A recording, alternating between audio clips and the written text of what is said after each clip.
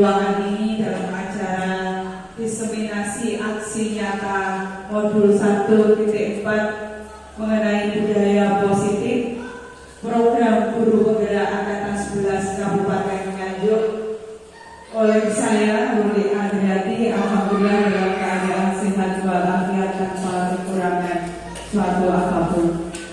Yang kedua, salawat serta salam selalu kita haturkan kepada junjungan kita Nabi Agung Nabi Muhammad Sallallahu Alaihi Wasallam. Semoga kita diakui sebagai umatnya dan mendapatkan syafaatnya di hari yaumil kiamat nanti. Allahumma amin. Bapak Ibu yang saya hormati, hari ini pangapunten panjenengan sedaya saya repoti untuk mengikuti kegiatan saya, yaitu diseminasi modul 1.4 aksi nyata mengenai budaya positif. Sebelum kita masuk ke acara ini, marilah acara ini kita buka agar kegiatan ini bisa berjalan dengan lancar dan sukses. Marilah kegiatan ini kita awali dengan membaca basmalah bersama-sama. Bismillahirrahmanirrahim. Jadi terima kasih Bapak Ibu. Hari ini saya akan mengenalkan sedikit mengenai menyebarkan pemahaman dan pengalaman budaya positif. Apa budaya positif itu? Ya, jadi nanti kita istilahnya mengulik sedikit budaya positif. Dan juga nanti segitiga restitusi dan juga keyakinan kelas. Next, Pak Sus.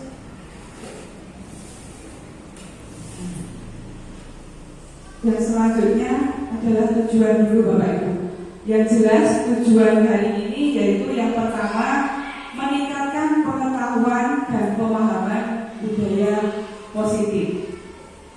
Yang kedua, terbentuknya motivasi intrinsik dan ekstrinsik pada murid dengan pembuatan keyakinan kelas ataupun sekolah. Jadi motivasi intrinsik ini yang ada dari diri siswa sendiri. Kalau ekstrinsik nanti dari luar. Jadi keyakinan kelas beda nih Bapak Ibu antara peraturan sekolah atau peraturan kelas dengan keyakinan kelas. Bedanya, kalau peraturan kelas itu kan yang dibuat oleh sekolah, tentu sih langsung ditetapkan secara sepihak. Tapi kalau keyakinan kelas atau sekolah, nanti kita hasil rembukan dari siswa dan juga dalam kelas tersebut. Next, selanjutnya Pak Sus. Konsep inti budaya positif. Jadi ada disiplin positif, ada kebutuhan dasar manusia, ada perubahan paradigma belajar, nilai-nilai kebajikan, posisi kontrol guru, segitiga restitusi, keyakinan kelas, dan juga motivasi perilaku manusia. Mungkin bagi panjenengan alam deh, ini apa? Nanti kita jelaskan satu persatu di slide selanjutnya. Pembelajaran dengan paradigma baru. Kalau dulu paradigma lama itu kan guru sebagai senternya. Jadi semua senternya atau berpusat pada guru. Kalau sekarang tidak hanya guru sebagai senternya, guru hanya sebagai fasilitator. Jadi pembelajaran dengan paradigma baru merupakan pembelajaran yang dirancang dengan pembelajaran berdiferensiasi sesuai dengan kebutuhannya untuk mewujudkan profil pelajar Pancasila. Kalau kemarin Bapak Ibu sudah pernah mengikuti diklat IKN, jadi sudah tidak asing lagi dengan pembelajaran berdiferensiasi. Different, asal kata dari different, berbeda. Jadi bukan kok malah membeda-bedakan. Jadi satu kelas itu boten, cuma dikelompokkan mana yang kurang, mana yang sedang, mana yang lebih, dan itu nanti kita bisa memberikan metode atau pembelajaran yang lebih baik lagi, jadi berpusat ke anak. Jadi anaknya itu karakteristiknya kita ketahui dulu, mungkin dengan asesmen awal kan ya. Nah, ini untuk mewujudkan profil pelajar Pancasila. Di sebelahnya sampun Krisodoyo nih Bapak Ibu, profil pelajar Pancasila. Ada nyanyiannya Pak Budi, mungkin bisa. Profil pelajar Pancasila: beriman dan bertakwa kepada Tuhan Yang Maha Esa dan berakhlak mulia. Kemudian berkebinekaan global, bergotong royong, kreatif, mandiri, dan juga terakhir bernalar kritis. Itu harapan dari kurikulum yang dicanangkan pemerintah, kurikulum merdeka, yaitu harapannya bisa mewujudkan anak-anak menjadi profil pelajar Pancasila. Lanjut Pak Sus. Ini miskonsepsi tentang teori kontrol. Miskonsepsi, dikatakan saja miskonsepsi. Jadi kesalahan dalam konsep. Jadi kita kan dalam suatu pembelajaran biasanya ada konsep, kita punya penalaran atau pemahaman itu yang yang salah. Nah, ini miskonsepsi tentang teori kontrol. Yang pertama, ilusi guru mengontrol murid. Jadi kalau dulu itu guru senternya mengontrol murid.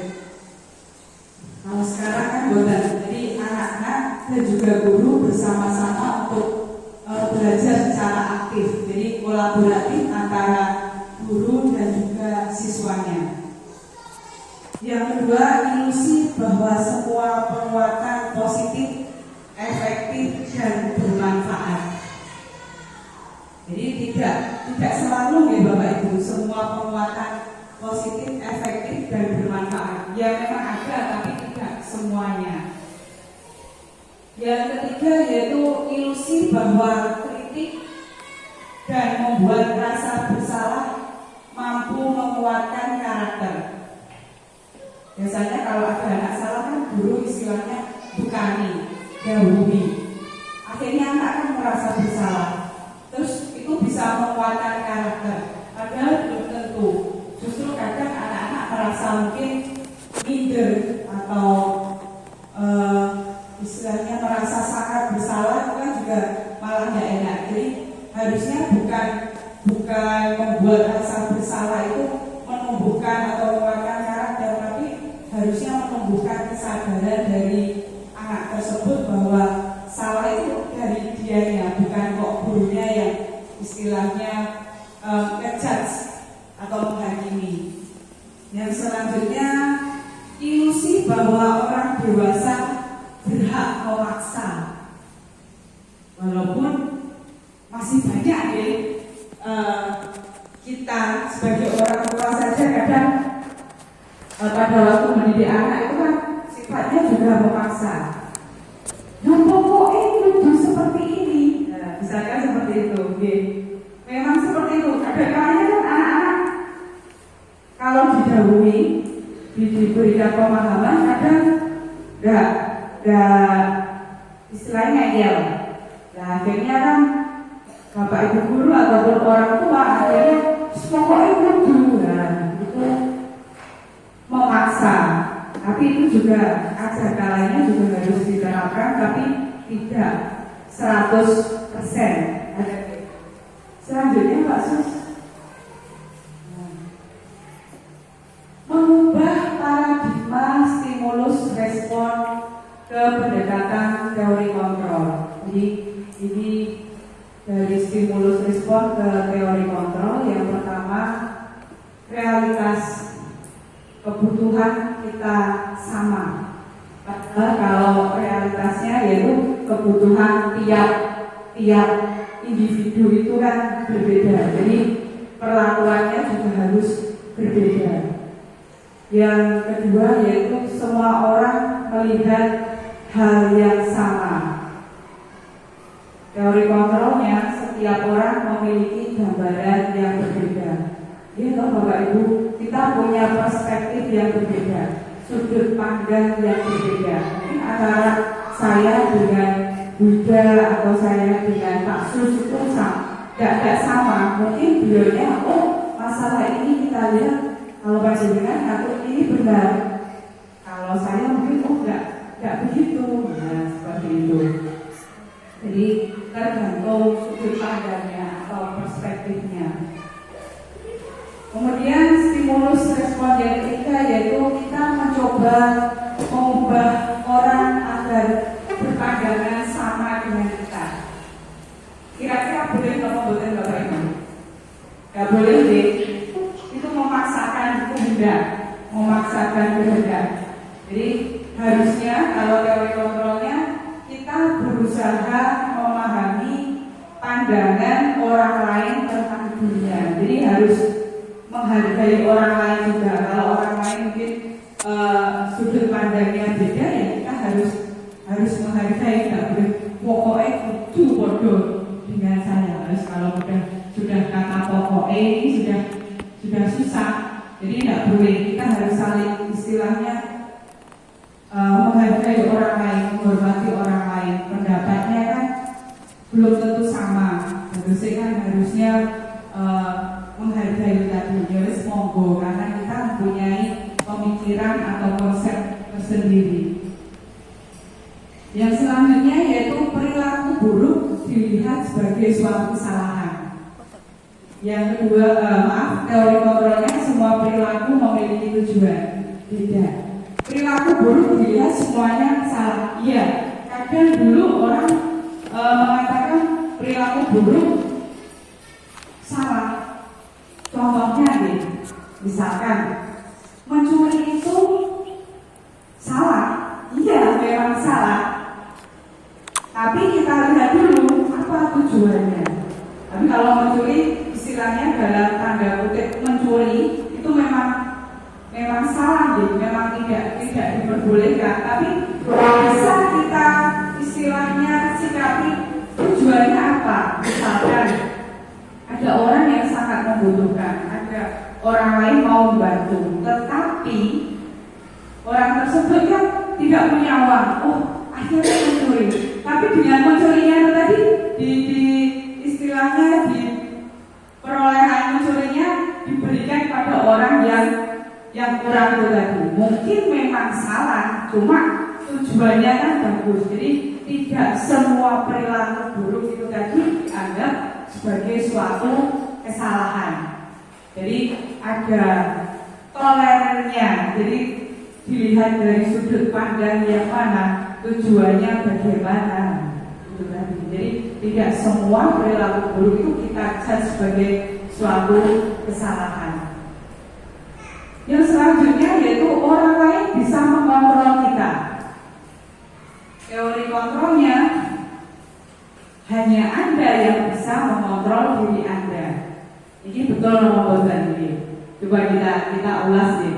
Kalau misalkan panjenengan dikontrol oleh orang lain, kira-kira enak apa enggak? Pokoknya awakmu kudu ngene, wis ngene. Lama-lama kan kita pegel gitu.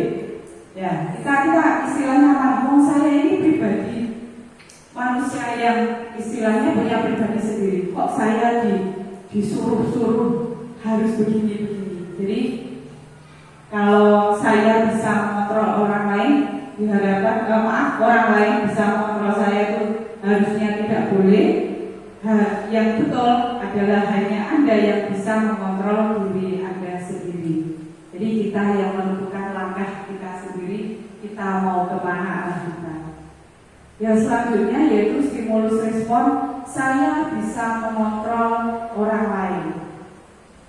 Teori kontrolnya adalah Anda tidak bisa mengontrol orang lain. Yang selanjutnya yaitu pemaksaan ada pada saat bujukan gagal. Dibujuk gagal akhirnya dipaksa. Nah, Ini juga untuk kita sendiri sebagai orang tua nih, tidak hanya sebagai guru. Wes cara enggak apa-apa, akhirnya uangnya diomongin ya, wes pokoknya kudu ini. Nah, itu yang namanya pemaksaan pada saat rujukannya gagal. Ini kalau Bapak Ibu yang lainnya ada istilah kalau masih bujang nih, cinta ditolak, dukun bertindak, misalkan seperti itu, pemaksaan. Nah, jadi pemaksaan pada saat rujukannya gagal, tidak boleh. Ya, teori kontrolnya harus kolaborasi dan konsensus menciptakan pilihan-pilihan baru. Jadi harus ada alternatif lainnya, opsi yang lainnya. Iya toh aprehe nek bujuk tadi berhasil, misalkan seperti itu. Jadi harus tidak boleh menyerah dengan opsi pertama, kedua, ketiga. Nek wis uang ya opsi ini pada nggak kena yo. Waktu akhirnya dipesok, tidak boleh seperti itu.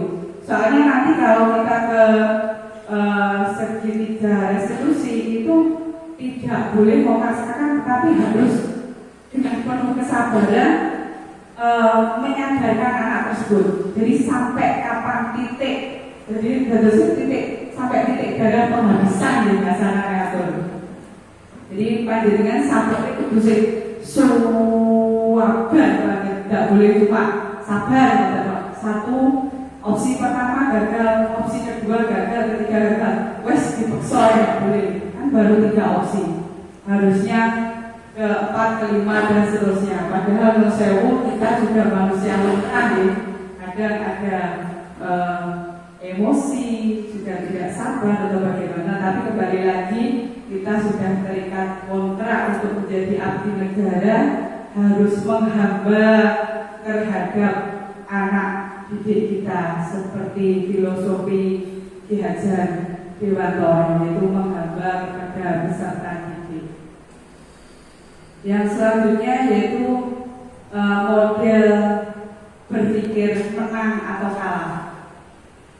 Jadi jangan ada pikiran oh menang, tidak menang ya kalah. Iya itu kalau istilahnya realnya seperti itu. Tapi kalau bisa kita harus menggunakan win-win solution. Jadi bisa menang dan menang. Nah, caranya dengan kesabaran itu tadi, dengan semakin sabar dan sabar, insya Allah win-win solusinya bisa kita dapatkan. Jadi tidak boleh hanya opsi 1, 2, 3 baru itu menyerah, tidak boleh. Jadi harus tetap sabar. Jadi selanjutnya Pak Sus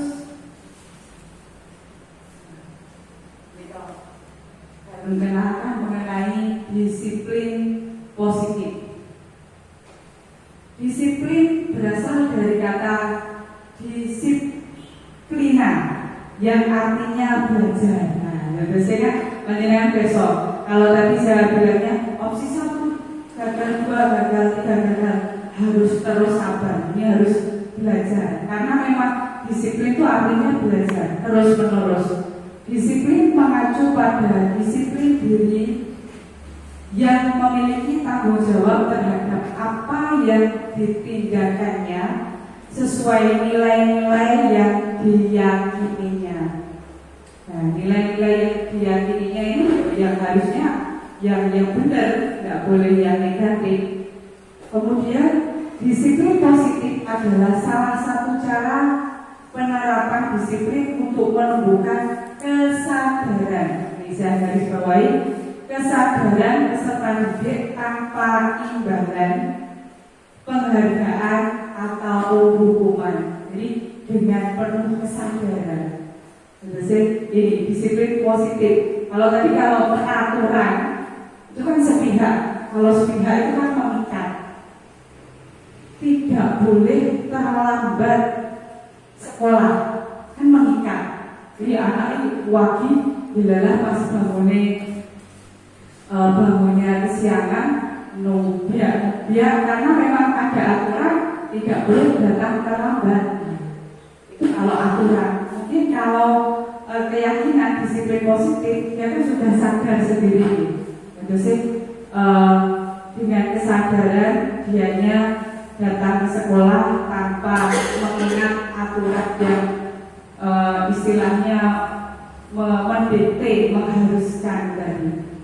Jadi bisa kita tarik kesimpulan sebagai pendidik, tujuan kita adalah menciptakan anak-anak yang memiliki disiplin diri, sehingga mereka bisa berperilaku dengan mengacu pada nilai-nilai kebajikan universal dan memiliki motivasi intrinsik. Jadi motivasi intrinsik itu terbentuk dari dalam diri anak tersebut. Jadi tanpa paksaan dari orang lain. Jadi anak tersebut tumbuh rasa disiplinnya itu dari dirinya sendiri, bukan karena paksaan atau disuruh orang lain atau peraturan yang mengikat. Oke, lanjut. Nah, ini tadi kan kita menyinggung setelah disiplin positif kan ada bentuk nilai-nilai kebajikan apa yang ingin kita raih atau ingin kita tuju. Nah, di sini saya akan bahas sedikit mengenai nilai-nilai kebajikan, nilai-nilai yang diyakini karena nilai-nilai tersebut bersifat universal, menyeluruh dan lintas bahasa, suku bangsa, agama maupun latar belakang. Contoh nilai kebajikan dari institusi yaitu mencapai tujuan atau membuat peserta didik sesuai dengan profil pelajar Pancasila. Yang tadi sudah saya utarakan, yaitu beriman, bertakwa kepada Tuhan Yang Maha Esa, dan berakhlak mulia, mandiri, bernalar kritis, berkebinekaan global, bergotong royong, dan juga kreatif. Lanjut, Pak Sus.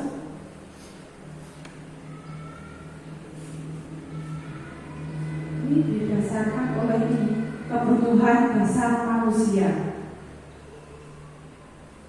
Jadi keyakinan universal tadi, keyakinan positif tadi didasarkan oleh satu, yang pertama adalah kebutuhan dasar manusia, yaitu sesuatu yang kita inginkan dengan melakukan tindakan. Jadi tindakan kita memiliki tujuan tertentu dan semua usaha terbaik yang kita lakukan adalah dalam rangka supaya kebutuhan dasar kita terpenuhi. Nah, kebutuhan dasar itu apa saja? Monggo dilanjut Pak Sus. Nah, 5 kebutuhan dasar manusia. Jadi kita sebagai manusia jelas mempunyai kebutuhan dasar. Yang pertama jelas survive, bertahan hidup. Tidak ada yang namanya aku tak mati ya, tidak ada. Jadi insya Allah semua tetap selama nafas dikandung badan, insya Allah kita masih punya keinginan untuk survive, untuk bertahan hidup. Yang kedua, kasih sayang dan rasa diterima. Yang ketiga, penguasaan. Yang keempat, kebebasan. Dan yang kelima adalah kesenangan. Jadi kita jelaskan satu persatu. Yang pertama, bertahan hidup. Jelas kalau survive itu butuh makanan, pakaian, tempat tinggal. Ini kalau di pelajaran IPS saya dulu kelas masih SD dulu, ada sandang, pangan, papan, ada sandang, pangan, papan. Itu yang utama, yang paling dasar sendiri kalau menurut saya. Bisa berpakaian tapi tidak bisa makan, ini nanti semabut ya. Tidak ada tempat tinggal, nanti juga bingung juga kehujanan. Jadi ada makanan, ada pakaian, tempat tinggal, keamanan, kesehatan. Ini yang akhir-akhir ini yang sangat penting, kesehatan, karena cuacanya sangat panas sekali. Jadi kesehatan itu yang sangat diperlukan untuk kita. Yang jelas banyak istirahat yang cukup. Yang kedua sayang dan rasa diterima. Rasa diterima, dipedulikan, berbagi, kerjasama menjadi bagian dari kelompok.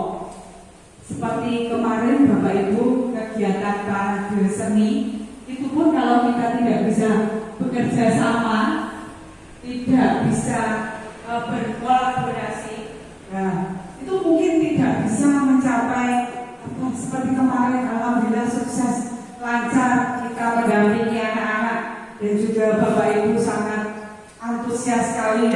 Nah itu bentuk kerjasama dalam kegiatan parade seni kemarin. Nah, kasih sayang dan rasa diterima. Yang ketiga yaitu penguasaan. Penguasaan ini meliputi harga diri, keinginan untuk dianggap, memimpin, berprestasi, diakui, didengar. Nah, itu juga bisa kita terapkan ke anak didik kita.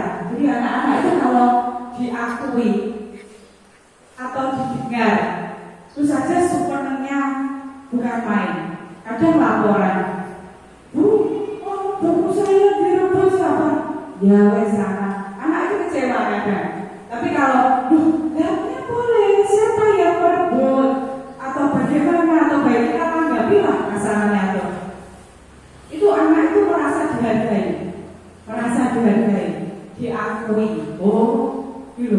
Itu sangat memudahkan. Jadi pada waktu panjenengan mengajar nanti, insya Allah anak-anak juga akan sangat antusias terhadap panjenengan. Itu yang mengenai penguasaan. Kemudian yang keempat yaitu kebebasan. Tidak ada yang namanya orang ingin dikungkung, tidak ada namanya orang ingin dipenjara. Semuanya ingin merdeka, ingin mandiri, ya. Mandiri, memiliki pilihan, mencoba hal yang baru, mengeksplor diri kita untuk sesuatu hal yang belum pernah kita coba, mampu mengendalikan arah dirinya. Itu yang mengenai kebebasan. Yang selanjutnya yang kelima yaitu kesenangan, bermain, humor, antusiasme dan tertawa. Kita butuh itu, kelihatannya sepele. Guyu itu saja sudah merupakan suatu kebutuhan dasar. Kalau kita tidak guyu itu saja bagaimana? Tertawa itu Bapak Ibu, humoris.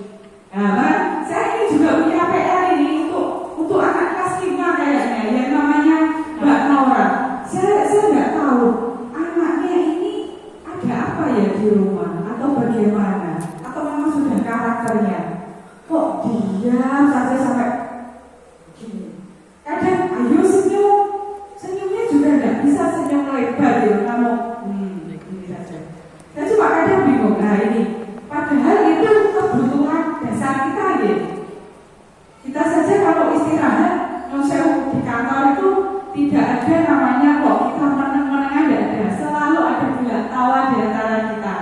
Jadi guyon yang bagaimana, entah itu guyon di kancane atau bagaimana, itu memang ternyata kesenangan itu merupakan kebutuhan dasar manusia. Nek gak guyon rasanya kok ada sesuatu yang hilang. Senang gitu loh, kayaknya. Itu sih menikmati hidup, kebutuhan dasar manusia. Next, monggo Pak Sus. Motivasi perilaku manusia. Ini motivasi ekstrinsik. Motivasi ekstrinsik tadi kan berasal, maaf tadi saya jelaskan di awal, ekstrinsik dari luar nih. Kalau intrinsik tadi kan dari dalam. Kalau ekstrinsik yaitu dengan menghindari ketidaknyamanan hukuman. Dan apprehensinya ekstrinsiknya dari luar, misalkan kita ada aturan tidak boleh datang terlambat. Ini tadi motivasi ekstrinsik yang datangnya dari luar, dari aturan dari luar. Jadi bukan dari diri kita sendiri. Kemudian untuk mendapatkan imbalan atau penghargaan orang lain. ganti saya karo Pak Budi nek budal setengah 6 misalnya. Kalau jam 5 gak dirung dibuka budalnya. Misalkan seperti itu. Jadi motivasi ekstrinsik dari luar, bukan dari dirinya sendiri. Dan disayang guru nih, disayang misalkan sama Buddha. Besok dari tugas sama Buddha, misalkan seperti itu. Buddha Resu, terus tasik Buddha dibawakan. Bu saya bawakan, nah misalkan itu. Karena anak-anak ada saja deh cara mencari perhatiannya. Mungkin dengan seperti itu. Motivasi ekstrinsik. Yang ketiga yaitu untuk menjadi orang yang diinginkan dan menghargai diri sendiri sesuai nilai yang dipercaya. Yang tadi adalah motivasi ekstrinsik yang mendasari perilaku manusia. Next. Nah ini panjenengan perlu perso. Kelihatannya sepele. Hukuman konsekuensi restitusi. Panjenengan perlu tahu apa kok kira-kira perbedaan dari ketiganya. Kelihatannya sakset sama, hukuman ya hukuman, konsekuensi ya hukuman. Kalau restitusi beda. Yang kelihatan jumbo itu yang hukuman sama konsekuensi. Panjenengan kersani kalau hukuman itu tidak terencana atau tiba-tiba. Terus kemudian tidak tahu apa yang akan, misalnya saja menumpahkan botol minuman dalam kelas. Hukumannya, saya udah virus ini nggak dipel. Secara tiba-tiba, hukuman menghukum. Murid tidak tahu apa yang akan terjadi dan tidak dilibatkan. Bersifat satu arah berupa fisik maupun psikis. Satu arah, misalkan saya sebagai gurunya. Anaknya salah, langsung yang menghukum saya, itu satu arah. Jadi saya yang menghukum, itu hukuman. Kalau konsekuensi itu sudah terencana, sudah disepakati. Terus kemudian murid tetap dibuat jelas apa yang konsekuensi hampir sama dengan hukuman, yaitu tidak nyaman. Berdasarkan suatu data sikap guru, terus senantiasa memonitor murid. Jadi hampir sama tapi lebih luasan konsekuensi. Misalkan kelasnya kotor, sudah kesepakatan kelasnya sudah dibuat. Kebersihan kelas tanggung jawab bersama, misalkan seperti itu. Kalau misalkan tadi ada misalkan namanya Budi, maaf, yang lainnya kok Pak Budi terus. Yang lainnya misalkan Susi menumpahkan apa kan kotor. Nah, konsekuensinya itu. Jadi bukan hukuman, tapi karena sudah kesepakatan. Berarti yang konsekuensi. Nah, ini beda lagi kalau restitusi. Restitusi yaitu proses menciptakan kondisi bagi murid untuk memperbaiki kesalahan mereka.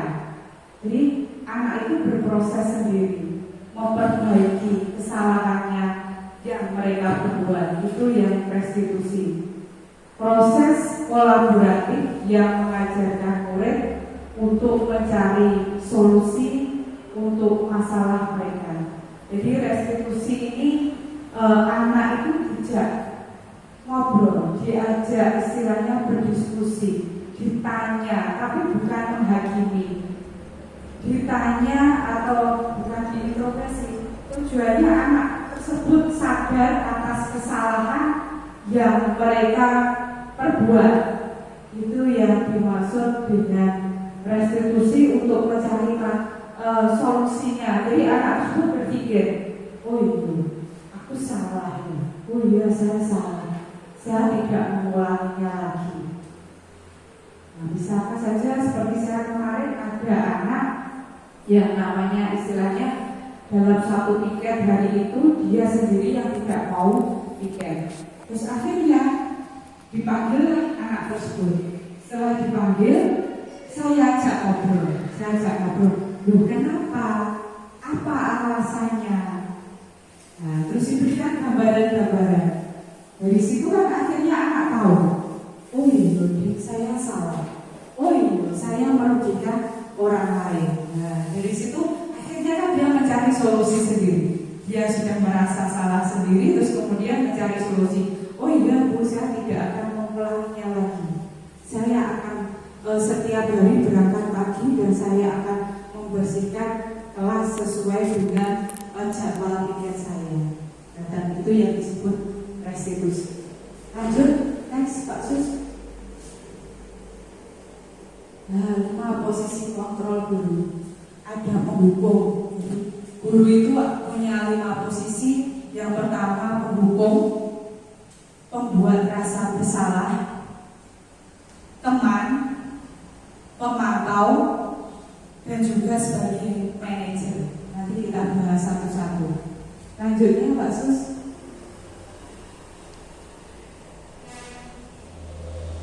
Yuk lanjut. Baik, misalkan kasus datang terlambat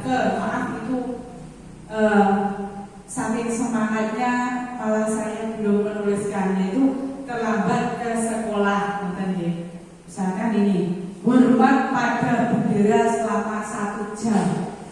Ini posisi gurunya yaitu sebagai penghukum, jadi dihukum anaknya. Jadi terlambat ke sekolah jadi sebagai penghukum. Jadi nanti akhirnya bisa membedakan nanti 5 posisinya tadi. Ada penghukum, membuat rasa bersalah, ada manajer, ada teman, ada pemantau. Terus yang kedua, berapa kali Bapak harus mengingatkanmu, kamu selalu mengecewakan Bapak. Ini posisi gurunya yaitu sebagai pembuat rasa bersalah. Next, Pak Sus. Yang ini guru sebagai teman. Ayo ikut bantu Bapak, ikuti aturan sekolah. Sekali ini saja, lain kali jangan diulangi. Itu sebagai teman. Jadi gurunya sebagai teman. Jadi ayo toh, sekali-kali ikuti aturannya. Tolong bantu Bapak. Nah, ini sebagai teman.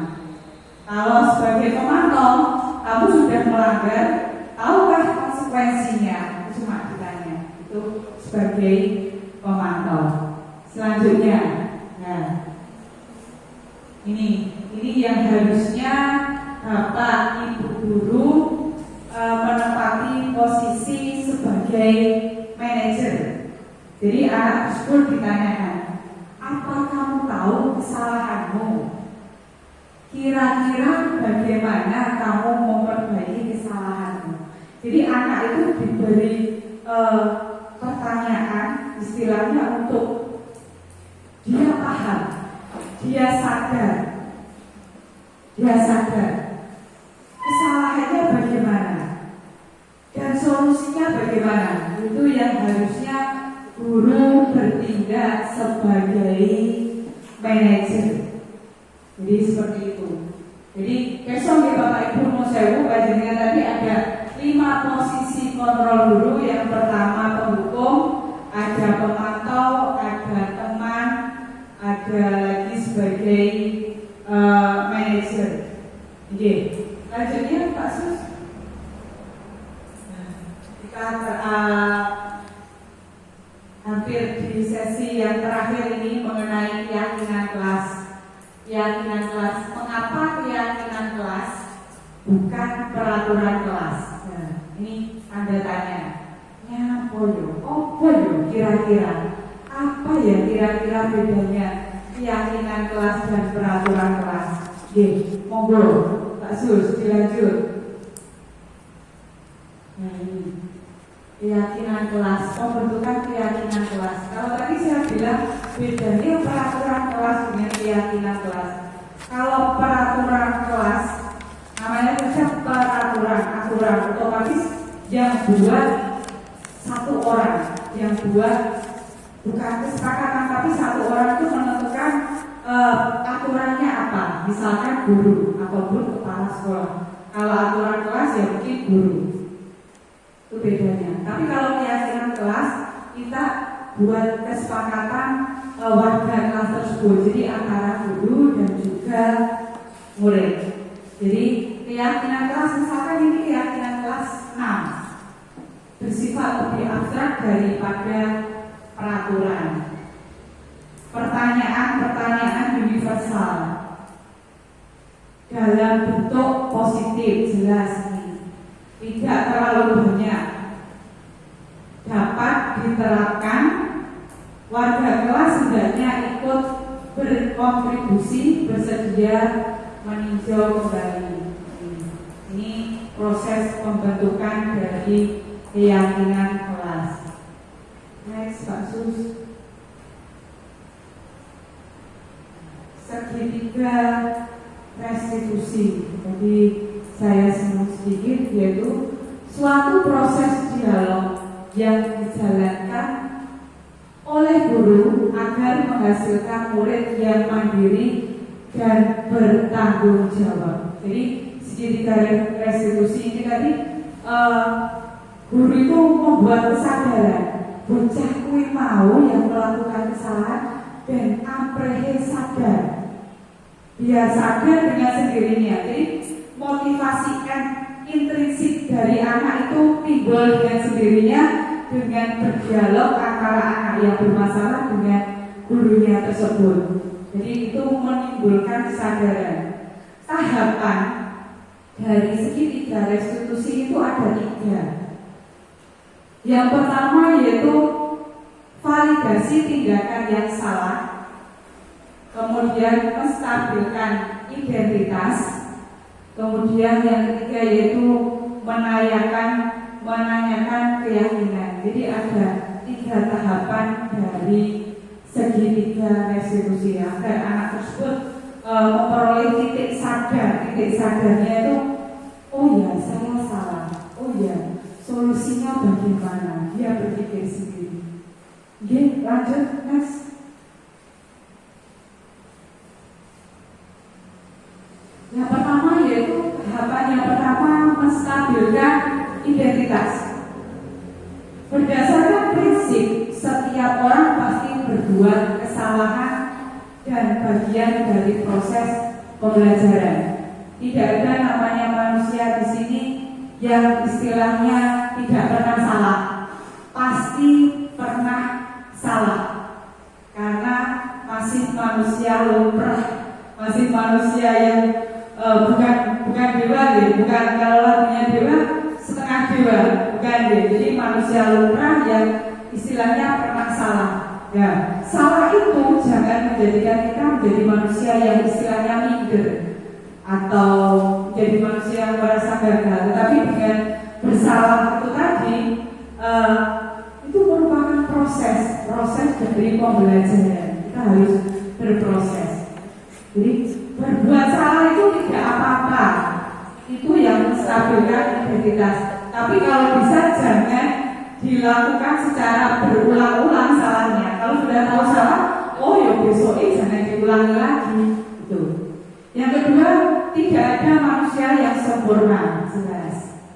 Yang ketiga, saya juga pernah melakukan kesalahan seperti itu. Jadi kalau gurunya mengadakan diskusi, jadi gurunya juga tidak boleh, oh saya loh tidak pernah melakukan kesalahan, tidak boleh. Namanya juga kan manusia lumrah. Jadi saya juga pernah melakukan kesalahan itu agar anak tadi tergugah, oh ya, jadi tidak apa-apa ya salah. Tapi dia amprehe salah itu tidak terulang lagi. Nah, itu kan solusinya. Kita bisa menyelesaikan ini harus bisa mencari solusinya. Yang kelima yaitu kamu berhak merasa begitu. Jadi menyadarkan, menstabilkan identitas anak tersebut. Oke, lanjut. Yang kedua, tindakan yang kedua dalam segitiga restitusi yaitu validasi tindakan yang salah. Berdasarkan prinsip suatu tindakan berupaya untuk memenuhi kebutuhan tertentu. Jadi misalkan ada seperti ini. Padahal kamu bisa loh melakukan hal yang lebih baik dari ini. Nah itu validasi. Jadi memvalidasi kesalahannya itu biar anak itu tergugah dari kembali kesadarannya. Kamu bisa loh melakukan yang lebih baik dari ini. Terus kemudian kamu pasti punya alasan mengapa kamu melakukan hal itu. Kamu patut bangga pada dirimu sendiri karena kamu telah melindungi sesuatu yang penting bagimu. Kamu boleh mempertahankan sikap itu, tapi kamu harus menambahkan menambahkan sikap yang baru. Itu sih istilahnya ngobrol bocah mau dijak ngobrol biar dia oh iya saya salah. Oh iya, jadi intinya menimbulkan kesadaran motivasi intrinsik dari anak tersebut itu mengenai tindakan validasi tindakan yang salah. Lanjut. Tahapan yang ketiga yaitu menanyakan keyakinan.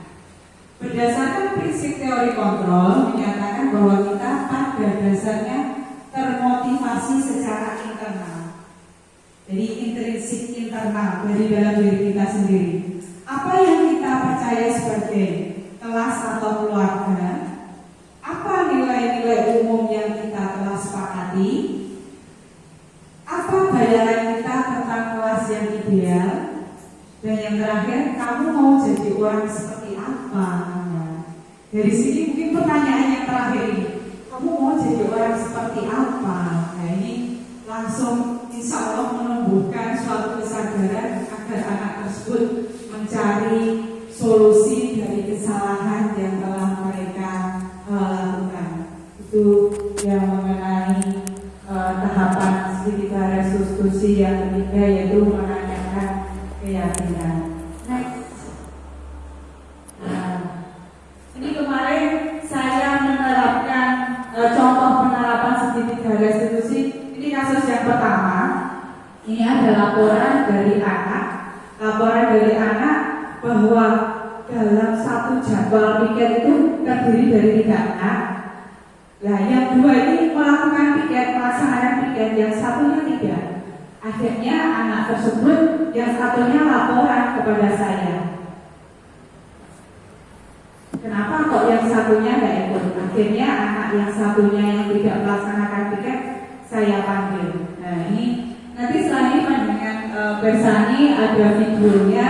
Jadi contoh penerapan segitiga restitusi kasus yang pertama saya seperti ini. Mohon mohon Pak Sus panjenengan tiga.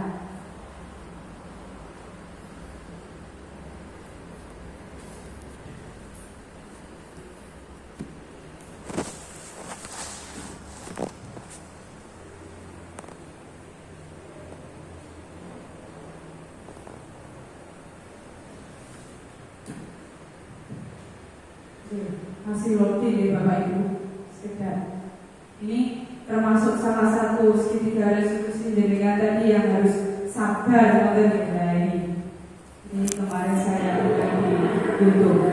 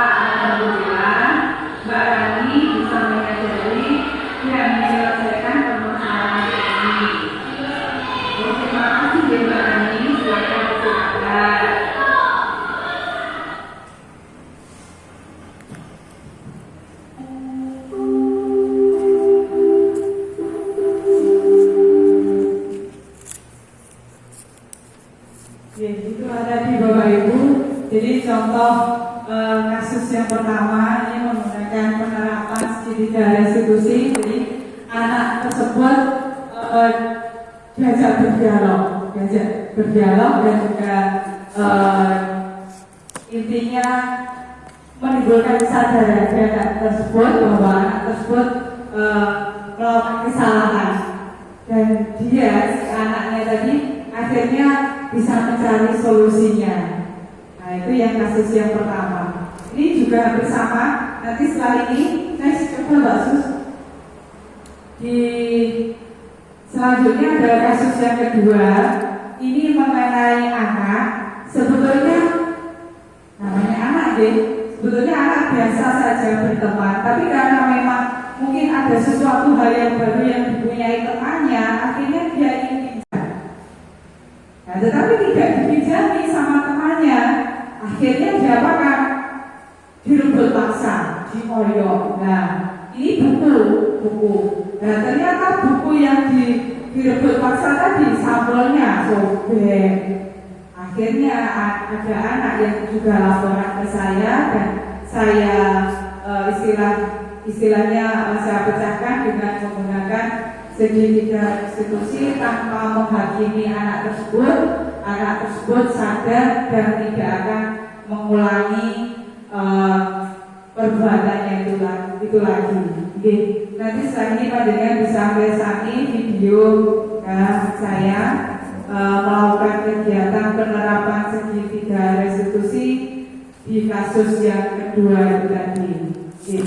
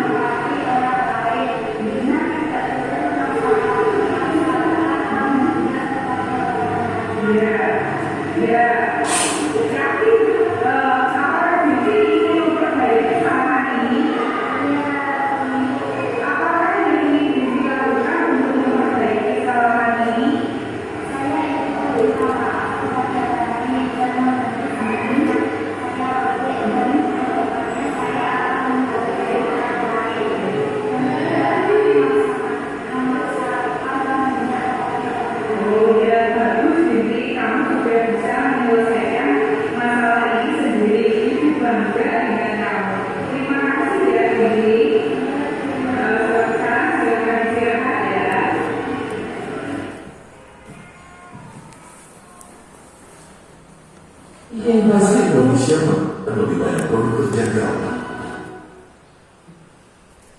Itulah tadi kasus kedua. Jadi anak tersebut bisa menyelesaikan, mencari solusi sendiri di atas kesalahan yang dia perbuat. Jadi dengan segitiga restitusi itu tadi, anak tumbuh kesadaran dan juga mencari solusi dari permasalahan atau kesalahan yang mereka perbuat. Oke, selanjutnya Pak Sus. Alhamdulillah, terima kasih Bapak Ibu. Hari ini saya sudah melaksanakan diseminasi aksi nyata modul 1.4 mengenai budaya positif. Semoga apa yang saya aturkan kepada panjenengan sedoyo ini bisa panjenengan terima dengan baik, dan akhir kata